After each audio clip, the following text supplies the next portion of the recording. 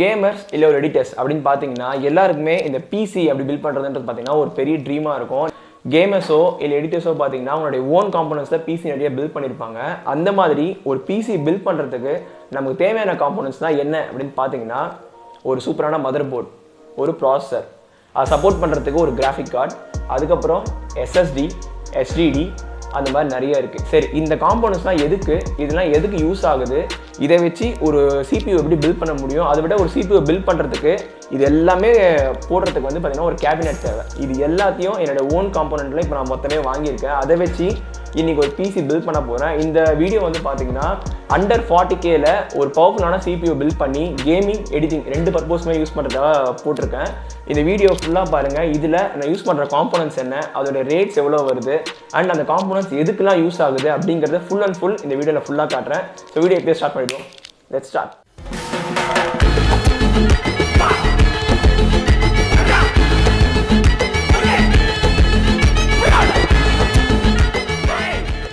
So இங்கே board அப்படின்னு பார்த்தீங்கன்னா மதர் போர்டு வந்து இங்கே ஆசஸோட ப்ரைம் மதர் போர்டு யூஸ் பண்ணியிருக்கோம். அது என்ன அப்படிங்கிற இந்த வீடியோ லிங்க்கில் ஃபுல்லாகவே வரும், செக் பண்ணிக்கோங்க.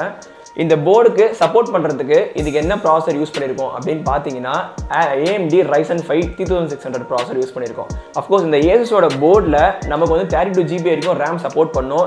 SSD, HDD ப்ராசர் வைக்கிறதுக்கு எல்லாமே வந்து இதில் வழி இருக்கும்.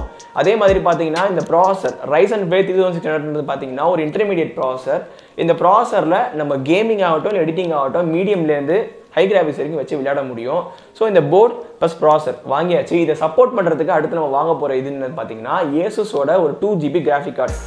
அஃப்கோர்ஸ் இங்கே ஒரு 4 GB கிராஃபிக் கார்டு வாங்கி யூஸ் பண்ணியிருக்கலாம். பட் இந்த கிரிப்டோ கரன்சி நிறைய இஷ்யூஸ்லாம் இருக்கிறதுனால வந்து கிராஃபிக் கார்டோட ரேட் வந்து குறையல. ஸோ அதனால் இப்போதைக்கு 2 GB எனாஃப் அப்படிங்கிறதுனால ஏசுஸோட 2 GB வந்து வாங்கி அதில் இன்டெகிரேட் பண்ணியிருக்கோம். ஏசுஸோட கிராஃபிக் கார்டு அண்ட் இதோடைய ப்ராசர், ஆக்சுவலாக ப்ராசர் வந்து பார்த்தீங்கன்னா இதோடைய ஆக்சுவல் ரேட் வந்து பார்த்தீங்கன்னா 18,500 வருது. அதே மாதிரி போர்டோட ரேட் பார்த்தீங்கன்னா 4,500 ரூபாயிலேருந்து 5,000 ரூபாய் வரைக்கும் வருது. அதே மாதிரி இந்த 2 GB கிராஃபிக் கார்டும் பார்த்தீங்கன்னா ஒரு 5,000லேருந்து 6,000 ரேஞ்சுக்கு வருது. இதோடைய ஒரிஜினல் ரேட்ஸ் எல்லாமே நான் போட்டிருக்கேன். அதே மாதிரி கீழே பார்த்தீங்கன்னா இந்த வீடியோட டிஸ்கிரிப்ஷனில் நான் அந்த காம்போனன்ட்ஸோட எல்லா ரேட்டையுமே வந்து இன்க்ளூட் பண்ணுறேன்.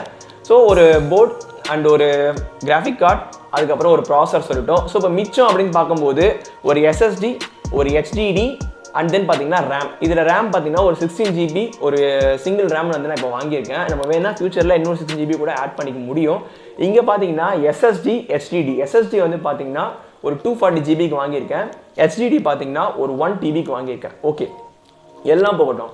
இந்த SSDனா என்ன, HDDனா என்ன அப்படின்னு கேட்குறீங்களா? ரொம்ப சிம்பிள் தான். SSDனா சாலிட் ஸ்டேட் டிரைவ். அதே மாதிரி HDDனா என்னன்னு கேட்டிங்கன்னா ஹார்ட் டிஸ்க் டிரைவ். அவ்வளோதான். இதுக்கு ரெண்டுத்துக்குமே என்ன வித்தியாசன்றதை சொல்கிறேன். ஸோ ஃபர்ஸ்ட் SSDனா என்னன்னு கேட்டிங்கன்னா இந்த சாலிட் ஸ்டேட் டிரைவ்னு ஆல்ரெடி சொல்லியிருந்தேன். எதுக்கு இது யூஸ் பண்ணின்னு பார்த்தீங்கன்னா பென்ட்ரைவ் டெக்னாலஜி மாதிரி, அதாவது என் கையில் இருக்க இந்த பென்ட்ரைவ் மாதிரி. ஸோ இந்த பென்ட்ரைவில் வந்து பார்த்தீங்கன்னா எந்த ஒரு காம்போனன்ட்ஸுமே வந்து மூவபிளாகவே இருக்காது. எல்லாமே பார்த்தீங்கன்னா ஒரு சாலிட் பில்டாக இருக்கும். இதோடைய ஆர்கிடெக்சரில் பில்ட் பண்ணது தான் பார்த்தீங்கன்னா சாலிட் ஸ்டேட் டிரைவ். இதோட ரீடிங் ரைட் ஸ்பீட் பார்த்தீங்கன்னா HDDயை கம்பேர் பண்ணும்போது 4 மடங்கு ஜாஸ்தியாக இருக்கும். இப்போ HDDயில் வந்து பார்த்தீங்கன்னா ஒரு 100 Mbps ஸ்பீடில் வந்து ரீட் அண்ட் ரைட் ஸ்பீடு இருக்குன்னா, இதே இந்த பென்ட்ரைவ் ஆர்கிடெக்சரில் பேஸ் பண்ணி வந்து SSDயில் பார்த்தீங்கன்னா 500 Mbpsக்கு வரும். ஓகே, இவ்வளோ சொல்கிறோமே. அப்போ HDDனா என்னன்னு கேட்குறீங்களா? HDDன்னு பார்த்தீங்கன்னா இந்த CD மாதிரி. அதாவது இந்த CD வந்து நம்ம ஒரு டிவிடி பிளேயரில் போட்டு நம்ம அந்த காதை வச்சு கேட்டு பார்த்தோம்னா நமக்கு அந்த CD சுற்றுறது வந்து தெரியும். ஸோ CD சுற்றி ஒரு 5 மினிட்ஸ் ஒரு 3 or 4 மினிட்ஸ் கழிச்சு தான் வந்து பார்த்தீங்கன்னா ஒரு மூவி வந்து நம்ம பார்ப்போம். அதே மாதிரி இந்த ஆர்கிடெக்சர்லேயே பில்ட் பண்ணது தான் பார்த்தீங்கன்னா HDDன்னு சொல்லுவாங்க, அதாவது ஹார்ட் டிஸ்க் டிரைவ்னு சொல்லுவாங்க. அந்த ஹார்ட் டிஸ்க் டிரைவில் வந்து பார்த்தீங்கன்னா 1 TB வந்து நம்ம வாங்கியிருக்கோம். அந்த ஹார்ட் டிஸ்க் டிரைவிலே போட்டு நம்ம OS எல்லாமே அதிலே போனால் நம்ம சிஸ்டம் ஆன் பண்ணும்போது ஒவ்வொரு வாட்டி பூட் ஆகச்சே மினிமமாக 1 மினிட்லேருந்து 3 மினிட்ஸ் இருக்கும் டைம் எடுக்கும் ஹார்ட் டிஸ்க் டிரைவில் வந்து நீங்கள் OS போட்டிங்கன்னா. பட் இதுவே SSDயில் போட்டிங்கன்னா உங்களுக்கு OSஓ இல்லை உங்களுடைய ஆப் லான்ச்சிங்கோ எல்லாமே நீங்கள் SSDயில் வைக்கும்போது அந்த 1 மினிட்ன்றது less than 30 செகண்ட்ஸில் கூட வந்து பார்த்தீங்கன்னா உங்களுடைய சிஸ்டம் வந்து ஆன் ஆகி நீங்கள் யூஸ் பண்ணுறதுக்கே ரெடி ஆகிடும். பட் இவ்வளோ டபுள் மடங்கு இல்லை, இதை விட வந்து 4 மடங்கு ஃபாஸ்ட்டாக இருக்க SSD ரேட் போட்டும் கம்மியாக இருக்குமா?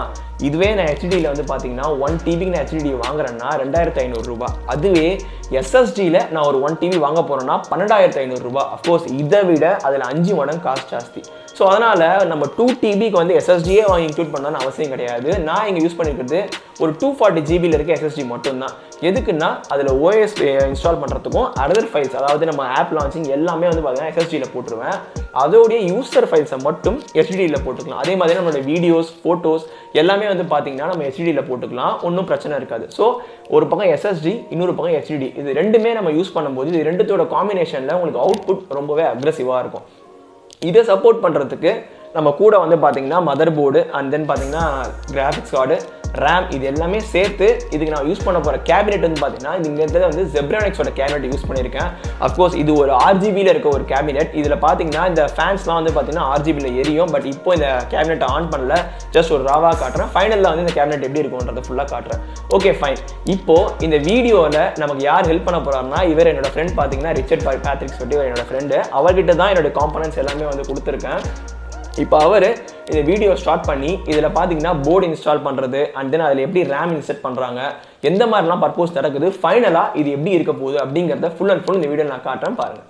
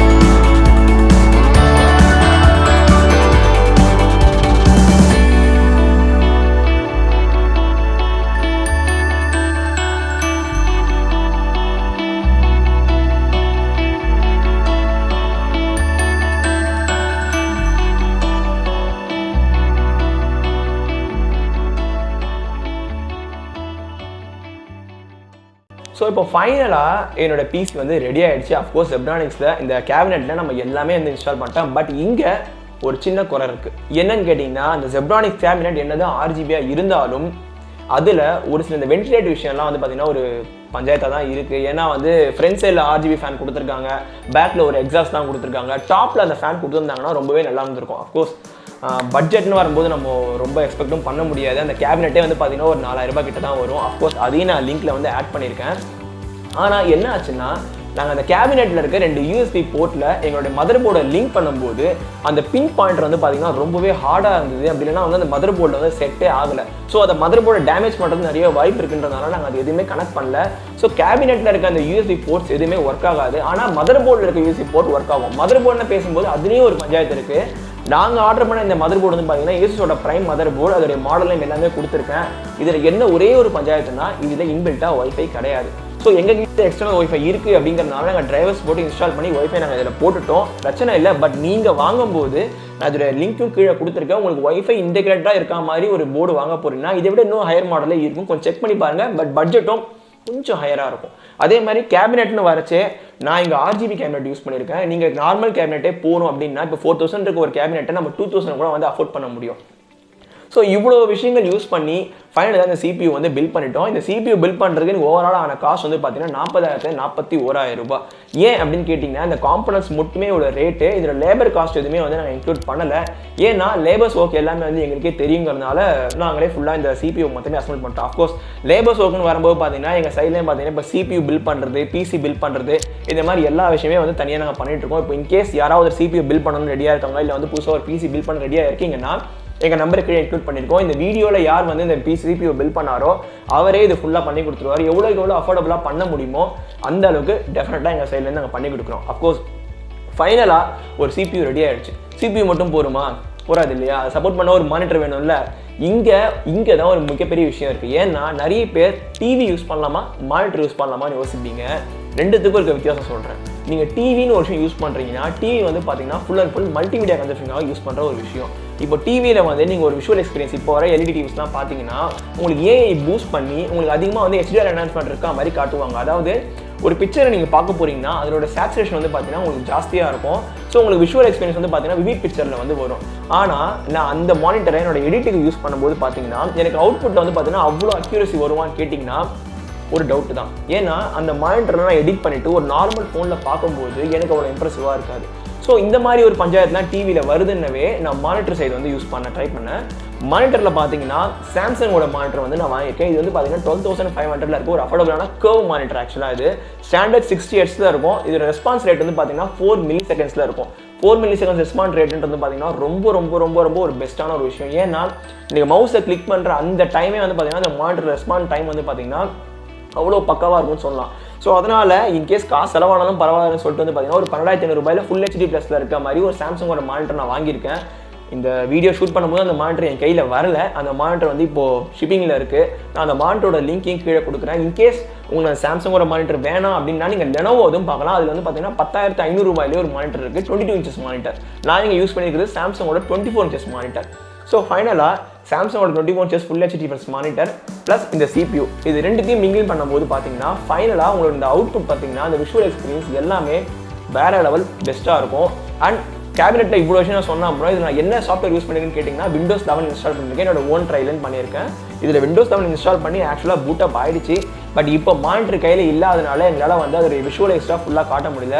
இதோட பார்ட் 2 வீடியோ வரச்சு அந்த மானிட்டரில் என்னோட CPU இன்டெகிரேட் பண்ணிவிட்டு GTA 5 அண்ட் PS LR அந்த மாதிரி எடிட்டிங் ஆப்ஸோ இல்லை வந்து கேமிங் ஆப்ஸ்லாம் வந்து பார்த்தீங்கன்னா எவ்வளோ நம்ம யூஸ் பண்ண முடியுது. 60 Hz ரெஃப்ரெஷ் ரேட் இருந்தாலும் அதோடைய விஷுவல் எக்ஸ்பீரியன்ஸ் எவ்வளோ பக்காவாக இருக்குது அப்படிங்கிறத ஃபுல் அண்ட் ஃபுல் பார்ட் 2ல காட்டுறேன். ஹோப் இந்த வீடியோ வந்து உங்கள் எல்லாருக்குமே பிடிச்சிருக்கும்னு நினைக்கிறேன். இந்த பட்ஜெட் PC உங்களுக்கு பிடிச்சிருக்கு, நீங்களே ஏதாவது பட்ஜெட்டில் பண்ண போறீங்கன்னா நீங்கள் தாராளமாக கீழே இருக்க நம்பருக்கு கான்டாக்ட் பண்ணலாம். அஃப்கோர்ஸ் இங்கே நிறைய பேருக்கு ஒரு டவுட் வந்திருக்கும். என்னன்னு கேட்டிங்கன்னா இல்லை இவ்வளோ இது பண்ணுறதுக்கு நான் ஒரு லேப்டாப் வாங்கலாமே அப்படின்னு நீங்கள் கேட்கலாம். ஒரு முக்கியமான விஷயம் என்னடான்னா நம்ம PCன்னு வரும்போது நம்மளுக்கு என்னெல்லாம் வேணும்னு நமக்கு தோணுதோ நம்ம வந்து இன்க்ளூட் பண்ண முடியும். இதை வந்து நம்மளால் அப்டேட்டும் பண்ண முடியும். நான் இன்னைக்கு இதில் வெறும் 2GB கிராஃபிக் கார்டு தான் போட்டிருக்கேன். நாளைக்கு 4GB கிராஃபிக் கார்டு போடணும்னா என்னோட மதர் போர்டில் அந்த கிராஃபிக் கார்டை கட்டிட்டு நான் வந்து இன்னொரு கிராஃபிக் கார்டை போட்டுற முடியும். அதனால எனக்கு ஆப்ஷன்ஸ் இருக்குது. ரேமையும் நான் எக்ஸ்ட்ரா வந்து ஆட் பண்ணிக்க முடியும். பட் லேப்டாப்னு வரச்சு இன்னைக்கு மோஸ்ட் ஆஃப் த கம்பெனிஸ் பார்த்தீங்கன்னா அஃபோர்டபுள்ஸே லேப்டாப் கொடுத்தாலும் அது ஒரு ஃபோன் மாதிரி தான் கொடுக்குறாங்க. அதாவது நீங்கள் லேப்டாப் வாங்கச்சு ஒரு 8GB தான் வாங்குறீங்க, இல்லை ஒரு கிராஃபிக் கார்டே வந்து 2GB தான் இருக்குது, அதில் வந்து SSD மட்டும்தான் இருக்குன்னா நீங்கள் வேறு எதுவுமே மேலே இன்க்ளூட் பண்ண முடியாது. அவங்க கொடுத்த கான்ஃபிகரேஷன் மட்டும்தான் யூஸ் பண்ணுற மாதிரி இருக்கும். அஃப்கோர்ஸ் லேப்டாப்னு வரச்சே அங்கே என்ன ஒரு மிகப்பெரிய விஷயம்னா காம்பேக்ட். ஏன்னா நம்ம எங்கே போனாலும் லேப்டாப் வந்து எடுத்துகிட்டு போக முடியும், காம்பேக்டாக யூஸ் பண்ண முடியும். நமக்கு வந்து பார்த்தீங்கன்னா ஒரு பேக்கில் வச்சு எடுத்துகிட்டு போயிடலாம். ஆனால் சிஸ்டம்னு வரச்சு உங்களுக்கு எவ்வளவோ இந்த விஷயம்லாம் பிரச்சனை இருக்குது.